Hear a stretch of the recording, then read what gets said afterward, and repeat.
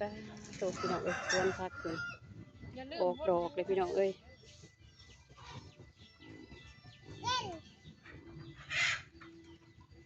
ดอกผักกาดพี่น้อง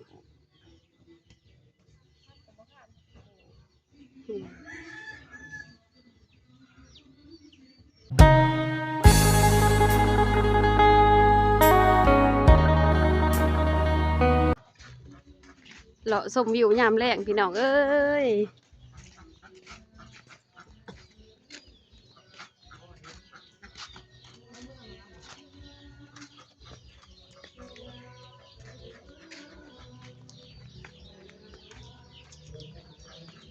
โถพี่น้องเอ้ยไก่เพิ่นตาสอนเนาะ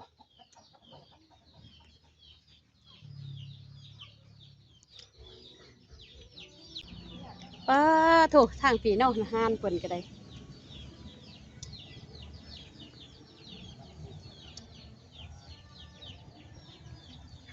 เฮ็ดอีสังบงพักอีหยังผักกาดยอไปมื้อนี้พี่น้องเอ้ยตัดภาพมาที่สวนครัวเพิ่นเนาะมาเบิ่งอ่าวิถีชีวิตของเพิ่นเนาะทำตะเวนคอยทำโรงแรมพี่น้องเอ้ยชาวเขตชนบทของเฮาเนาะในส่วงเดือนพฤศจิกายนเนาะเดือน11พี่น้องเอ้ยที่ว่าพ่อแม่ประชาชนเพิ่นพากันกาเกียมปลูกฝังเนาะเฮ็ดสวนครัวนี่แหละพี่น้องเอ้ยเฮ็ดสวนครัวเกียมลงเกี่ยวเขาเกี่ยวน้ำเนาะไปพี่น้องไปเบิ่งไปส้มภาพบรรยากาศด้วยกันเลยพี่น้องเอ้ยการย่อก็การย่อมันตูบแล้วเนี่ยมันติดอยู่โคตร เข่งแห้งบ่ ว่าแห้งก็บ่แห้งนะมันเป็นก็มันกำลังเขา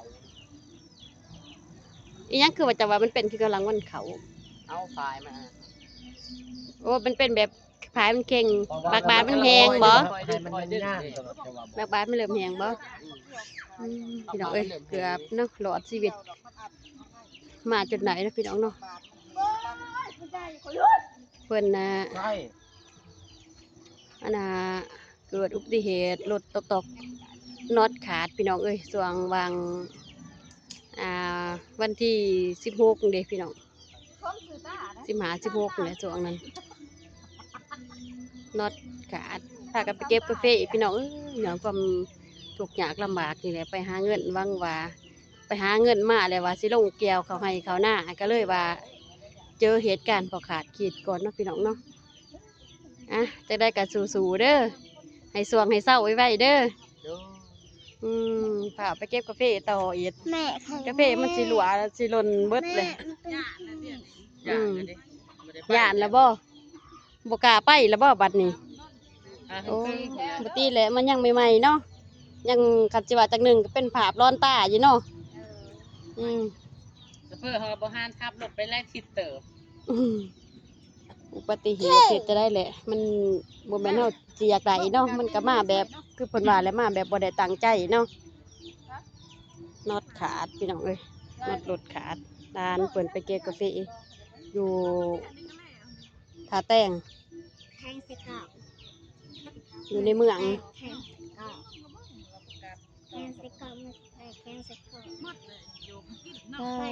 มีพักยังแน่นี่เบิ่งสลัดกรอบแน่เว้ยไตเบี้ยมาแต่ไซผักสลัดของโอ้เพิ่นบ้านบ่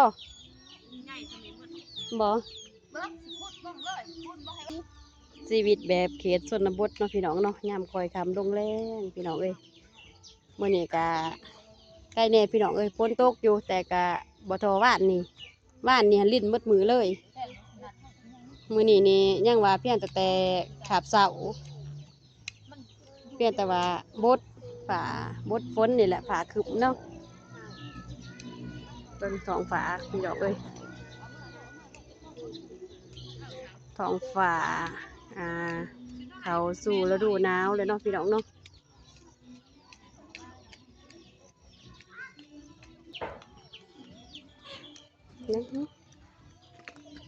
ไอ้บ่งบ่ มันได้เกือบไม่แล้ว อืม แต่ก็เย็นข้าวกิน นั่งดิพักมันก็ติงทำไม ยามข่อยคำลงแรงพี่น้องเอ้ยลงสวนผักสวนมีได้บัดนี้กาเกี่ยมเขาเด้สิลงแก้วเขาแก้วน้ำปลูกฟักปลูกพืชป้าไหวถาเนาะสบายเวลาที่ว่าหาลงแก้วเขาแก้วน้ำเดี๋ยวบ่ได้ซื้อเขาพี่น้องเอ้ยซื้อก็คือว่าแหละซุมื้อนี่มันแพงโลหนึ่งกะ20,000พุ่นพี่น้องเอ้ยซื้อในท้องตลาดเขาถ้าว่าเฮาซื้อน้ำพ่อแม่ประชาชนเฮาเพิ่นปลูกพังกะโลหนึ่ง15,000พี่น้องเอ้ยแต่ว่าประหยัดงบเนี่ยส่วงนี้ก็เลยว่าพากันปลูกฟักกินเองเนาะปลูกฟักแบบถ้าเอื่นว่าจะได้แบบปลอดสารพิษพี่น้องแบบธรรมศาสตร์ล้วน เอาแม่จะใส่เกลือ ๆเอาปุ่นโขกเข้าใส่เนาะพักอีหยัง ผักกาดเกี่ยง โอ้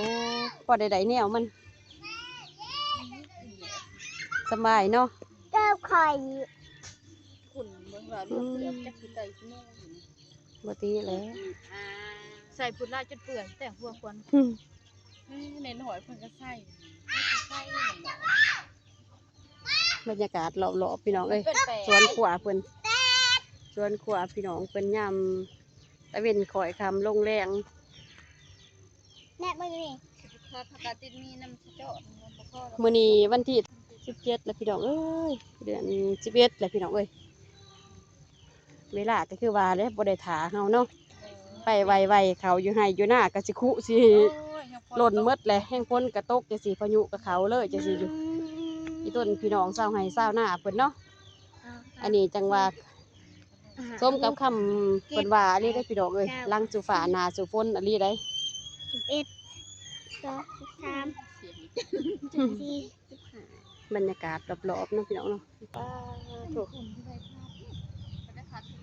พักแบบธรรมศาสตร์พี่น้องเอ้ยปลอดสารพิษปลอดสารเคมีได้นี่ธรรมศาสตร์ล้วนๆพี่น้องเอ้ยฝุ่นขอกเพิ่น